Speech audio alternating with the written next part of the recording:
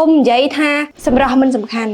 អ្នកស្អាតតែងតែឈ្នះសម្រាប់ខ្ញុំគឺខ្ញុំស្រឡាញ់ខ្លាំងមែនទែនហើយវាពិតជាមិនគួរជឿថាខ្ញុំអាចផ្លាស់ប្ដូរបានប៉ុណ្ណឹង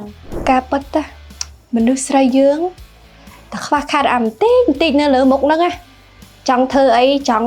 ចាប់អីក៏មិនបានមិនជោគជ័យធ្វើអីក៏មិនទាន់គេដែរគុំនិយាយថាសម្រាប់មិនសំខាន់អ្នកស្អាតតែងតែឈ្នះដូចខ្ញុំអញ្ចឹងណាការពិតពេលខ្លះវារៀងសែតដែរកើតមកបញ្ញាប់ចេញមកពេកភ្លេចយកអាចំោះហើយនឹងអាចការនេះមកតាមហើយថ្ងៃនេះដែរគឺខ្ញុំមកពេញចំណុចខ្វះខាតរបស់ខ្ញុំហ្នឹងខ្ញុំមកពេញឡើងវិញហើយចង់ដឹងថាខ្ញុំមកធ្វើនៅណាអត់គឺខ្ញុំមកពេញនៅ KD យើងហ្នឹងហើយចង់ដឹងថាខ្ញុំធ្វើអីនៅ KD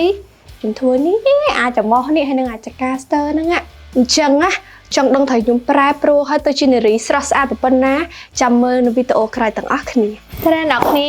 នេះជា result បន្ទាប់ពីខ្ញុំធ្វើឲ្យមួយខែមិនដឹងអ្នកគ្នាស្រឡាញ់អត់ប៉ុណ្ណឹងសម្រាប់ខ្ញុំគឺខ្ញុំស្រឡាញ់ខ្លាំងមែនទែនហើយវាពិតជាមិនគួរជឿថាខ្ញុំអាចផ្លាស់ប្ដូរបានប៉ុណ្ណឹងចំពោះអ្នកដែលគាត់មានបំណងចង់ផ្លាស់ប្ដូរខ្លួនឯងដូចខ្ញុំ be confident be yourself កុំនៅរីរែកច្រើនព្រោះបើយើងនៅរីរែកទៀត